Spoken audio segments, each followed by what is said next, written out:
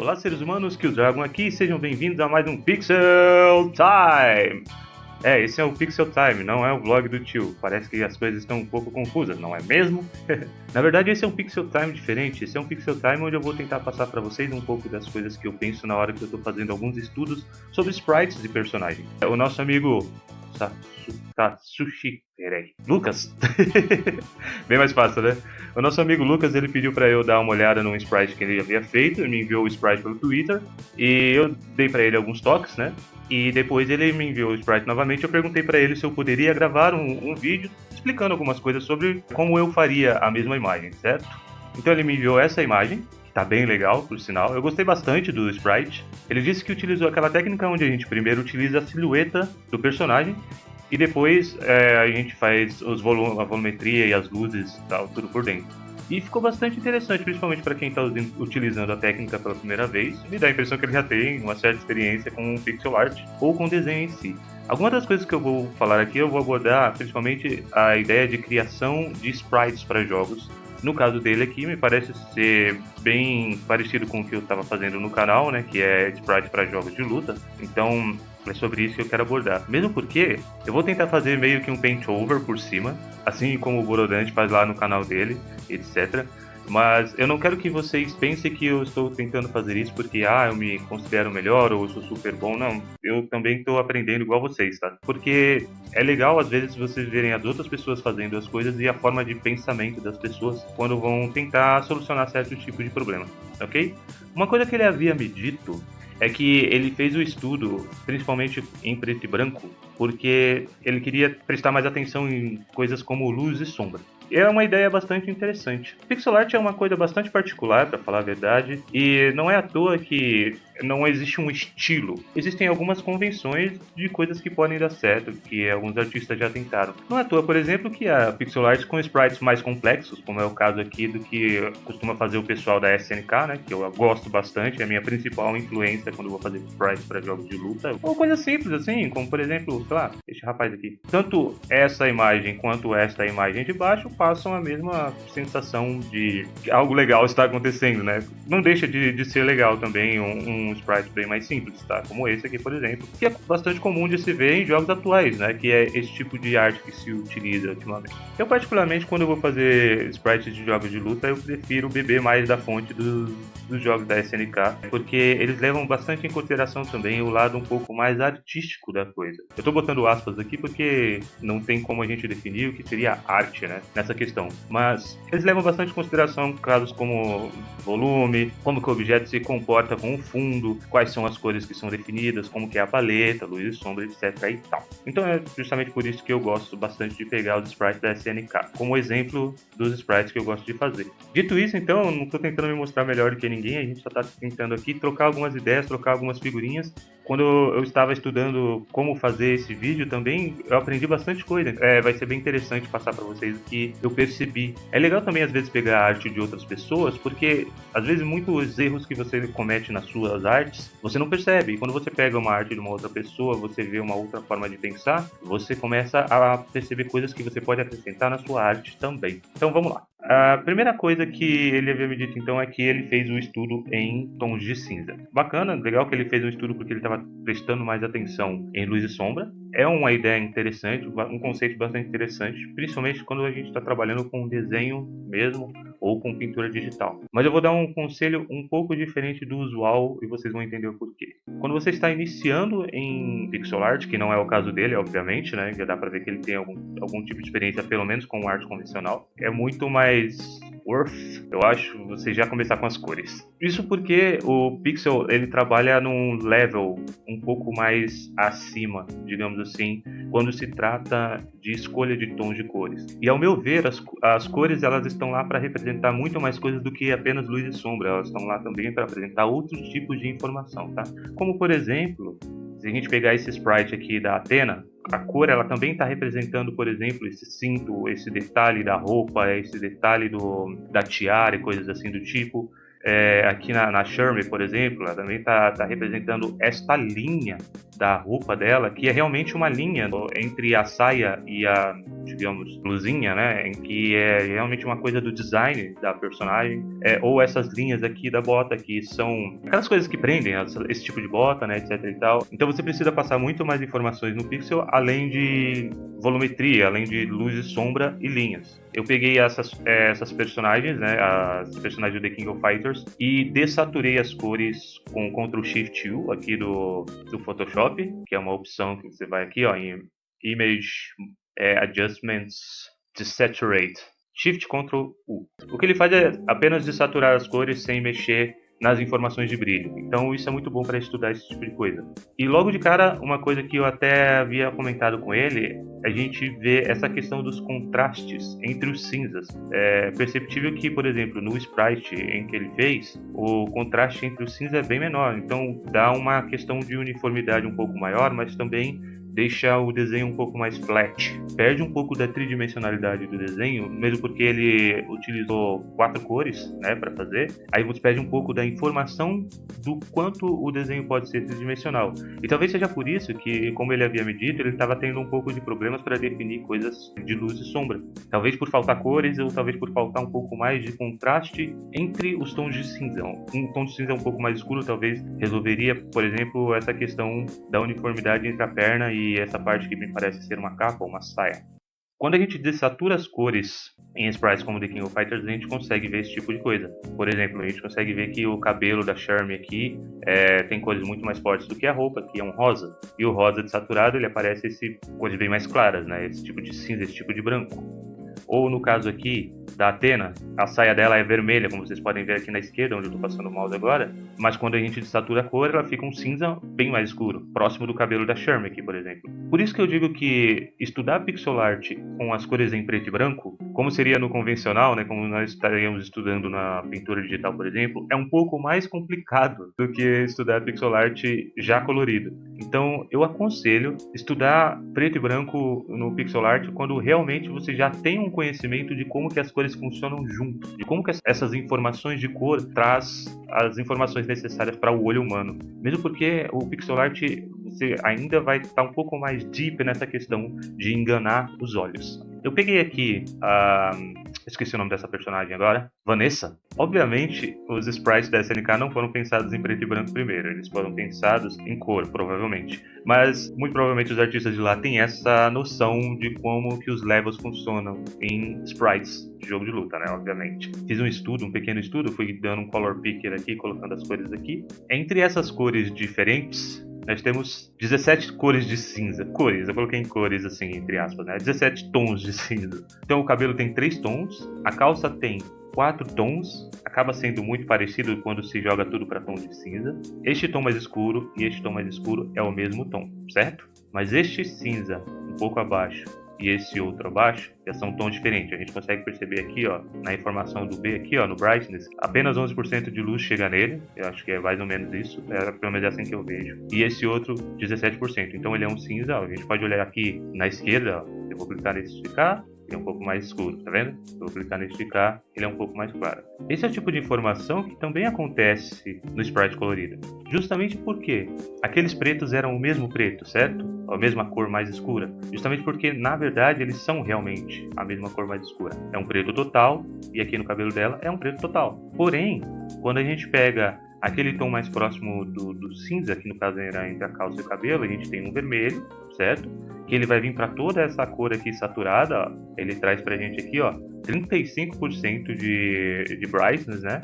E a gente tem o verde. Olha só a diferença, tá? Entre saturação e luz do verde para o vermelho. Tá vendo? Eu deixei isso daqui separado justamente para vocês verem como que as cores são pensadas. Nessa parte aqui da Athena, nós temos aqui uma informação que é um rosa. Inclusive eles utilizam essa mesma informação para fazer aqui essa impressão de que o short dela está dando essa parte redonda. Quando nós olhamos o tom de cinza, o rosa, né, do detalhe do lado, da lista do lado do short dela, é o mesmo cinza da cor mais escura da pele. Olha só. Tá vendo? É o mesmo cinza. Tô dando um color pick aqui, ó. 47%, 47%, mesmas informações da RGB. Por isso que é importante, às vezes, já começar estudando isso com cores. Entende que é um pouco mais técnico entender a funcionalidade desses tons, isso porque eles utilizam a mesma saturação, eles estão no mesmo lugar. Por que isso acontece também? Porque a pele ela é translúcida, certo? Geralmente, a informação que a gente tem para objetos translúcidos é quanto mais próximo da sombra, mais saturação ele pega, porque ele está refletindo a luz ambiente, ele reflete mais luz, então ele vai pegar mais saturação. E geralmente objetos um pouco mais foscos, eles ficam um pouco mais próximo de menos saturado. Então o que acaba acontecendo aqui é que o sprite ele não necessariamente reflete a luz do ambiente em volta, porque ele tem que funcionar em vários ambientes. Esse é um dos motivos que muitos sprites têm os tons um pouco mais escuros em volta, que parece uma linha, mas na verdade isso daqui não é uma sensação de linha, de desenho, linha de contorno. Isso daqui na verdade é uma sensação que passa a sensação de linha mais a sensação de volume, mais a sensação de que o objeto é tridimensional. Olha só. A gente tem a nítida impressão de que a coxa da Athena, ela faz isso aqui, ó. Ela faz... Tá vendo? É a mesma coisa aqui, ó, na coxa da Shermie. Ó. Isso porque são cilíndricos. Esse spot de luz aqui, eles tendem a ser retos, né? Se eu pegar essas cores aqui da Shermie, por exemplo, e botar assim, olha só como isso é cilíndrico. Como que um objeto cilíndrico se comporta em questão de luz e sombra. Se vocês olharem aqui na esquerda, ó, dá para perceber que é um objeto cilíndrico. Esse spotlight que a gente tem aqui, ele segue a forma, e geralmente objetos cilíndricos ele tem esse spotlight mais reto mesmo, tá? Então ele vai seguir aqui a forma da coxa. Como a coxa da Shermie, por exemplo, que é bem torneada, ela faz esse arco, né? Ela faz isso aqui. Então a direção da luz ela segue essa tridimensionalidade aqui, ó. É por isso que eu gosto tanto dos sprites da SNK, porque você consegue ver que eles conseguem definir coisas bem mais complexas apenas com essas cores, né? Tem muito estudo envolvido nisso aqui. Eu acho bem interessante. Eu não sei se vocês gostam, mas eu acho bem interessante esse tipo de coisa. Então esse é um dos motivos que eu não gosto, por exemplo, quando os artistas que definem sprites, eles definem tudo com linhas, né? Ah, eu faria uma linha para esta saia. Tá vendo que esta saia não é uma linha? Essa linha ela não significa que é uma linha de contorno, como se fosse um desenho. É uma linha de sombra. Ela faz os dois trabalhos. Eles utilizam esse contraste entre essa cor que é muito clara e essa cor, tá tão clara que ela nem aparece no branco direito, e essa cor que é muito mais escura. É um pouco de desperdício de informação quando a gente utiliza linhas somente como se fosse um desenho, né? O sprite em si ele não é um desenho. Mesmo porque nós temos pouco espaço para informação. Então quanto mais informações nós conseguimos incutir na mente da pessoa que está vendo, melhor. Uma outra coisa que a gente sempre vê também nos sprites da SNK, a direção da luz ela é muito bem definida. E isso ajuda bastante na tridimensionalidade do objeto. Então a gente consegue ver que a luz aqui, por exemplo, na Athena, ela vem de cá, né? Um pouco mais assim, talvez, um pouco mais vista assim. Esses sprites eles precisam funcionar em vários ambientes. E não necessariamente os ambientes têm esse mesmo tom de luz, mas como os sprites são a coisa que mais está em foco, é interessante dar esse ar de tridimensionalidade também, tendo um spot definido. Se fosse um desenho, provavelmente aqui a gente teria uma informação na sombra, né, do rebatimento do solo, etc. Mas como eles vão estar em cenários com vários solos, com várias coisas acontecendo, vários tipos de luz, no sprite você tem que se virar um pouco realmente com a cor do personagem. Esse também é mais um dos motivos de que a cor aqui, por exemplo, vamos pegar o tom da pele da Vanessa, que é esta informação aqui, certo? Ela tá aqui, é quase um laranja, né? A cor mais escura dela. Ele traz, tá vendo? Mais saturação, tá? Se vocês não entendem como que funciona isso daqui, quanto mais para a direita, mais saturada é a cor, mais para a esquerda, mais cinzenta, menos saturada ela vai ser. E para baixo, mais escuro, para cima, mais claro. Então eles trazem mais saturação. E também aqui, ó, se vocês observarem nessas duas setinhas aqui, eles trazem um pouco mais para o vermelho, olha só, para deixar justamente a cor mais quente. Aqui é um pouco mais próximo para cores um pouco mais amareladas, porque geralmente é esse tipo de cor que a luz do sol traz pra gente quando ela rebate na pele, né? Então, muito provavelmente eles estão levando em consideração aqui tons como luz do sol ou do céu, ou algo assim do tipo. E aqui um tom, tá vendo, um pouco mais avermelhado, quase marrom, né? Basicamente marrom. O legal do Pixel também é que se a gente pegar boas referências como essa, a gente consegue entender muito mais como que funciona esse tipo de coisa. Eu espero que essas informações estejam fazendo sentido para vocês, pelo menos para mim que já trabalha há um tempo, faz algum sentido. E agora eu vou tentar dar aqui a minha visão do que eu faria para personagem, e depois eu explico para vocês o que eu mudei ou não na personagem dele, beleza?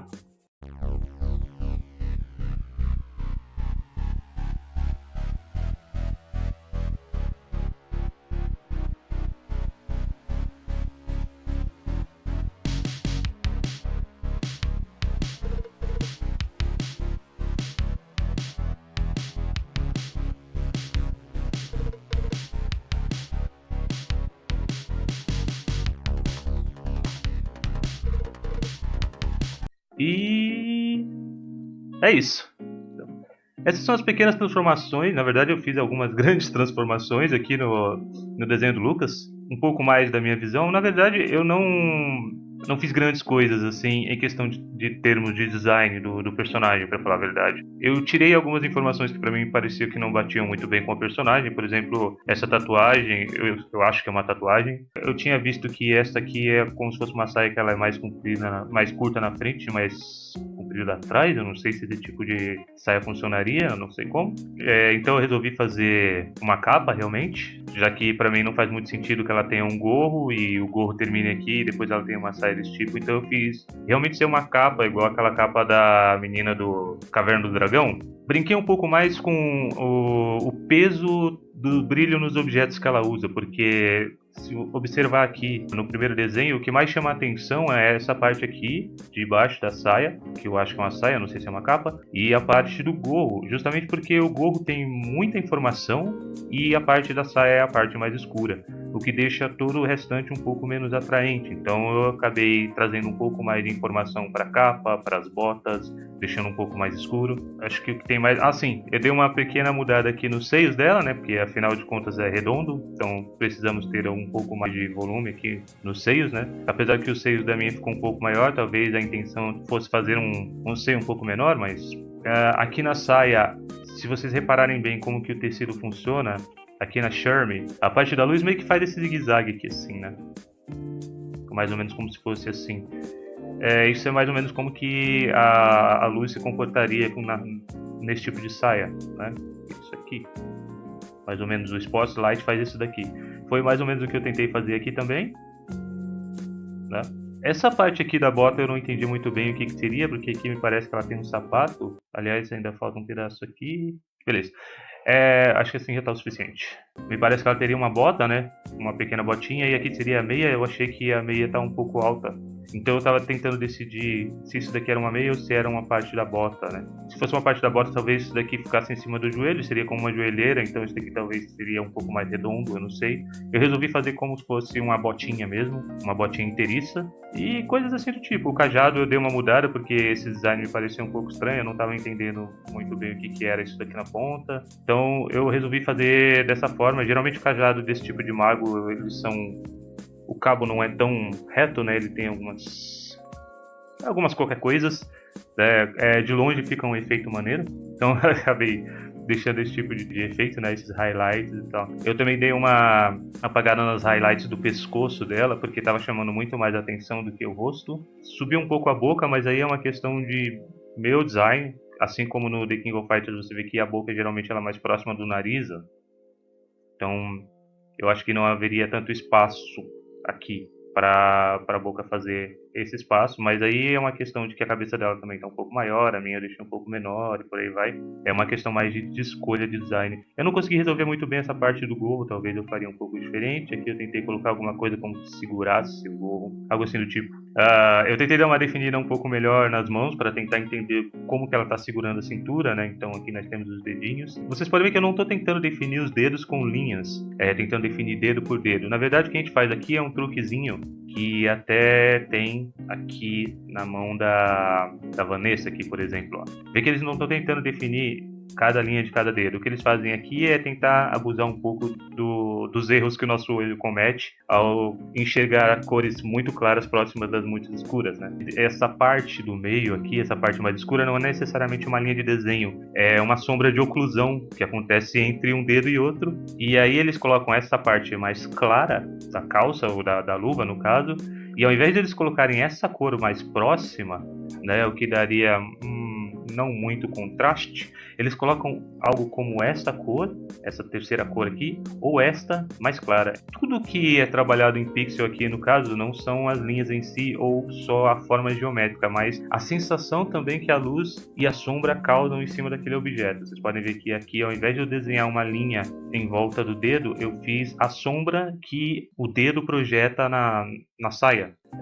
O meu tempo já está um pouco mais estourado, né? Eu passei mais de 1 hora fazendo, então muito provavelmente se eu olhar esse sprite com mais carinho vai ter algumas outras coisas que eu precisaria arrumar, mas é aquele negócio, né? Let it go. Pra mim, eu já cheguei num resultado que eu achei bastante interessante. Eu deixei as coxas dela um pouco mais gordinhas. Talvez por influência da Sherm aqui, ó, a culpa da Sherm. O joelho dela talvez tivesse que ser um pouco mais pro alto, ou talvez essa parte da barriga, do estômago, não sei, talvez fosse um pouco mais pra cima. Eu tentei deixar o braço dela um pouco mais cilíndrico também, né? Que é como acontece mais ou menos aqui no braço da Vanessa, tá? E esse tipo de coisa. Então é isso. Muito obrigado pro Lucas por estar me ajudando a fazer aí um pouco mais de conteúdo aqui pro canal, né?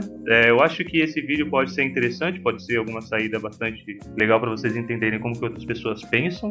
Novamente, não é um vídeo de me achando ou alguma coisa assim do tipo, é só para trazer um pouco mais de luz à discussão. Eu espero que isso tenha ajudado vocês de alguma forma. Dá um shoryuken aí no like, não esquece de se inscrever se você não é inscrito, espalha pra todo mundo isso daí. O que mais falta? Sim, não esquece de colocar o meu blog nos seus favoritos e me seguir nas redes sociais e a gente vai se falando, beleza? Falou!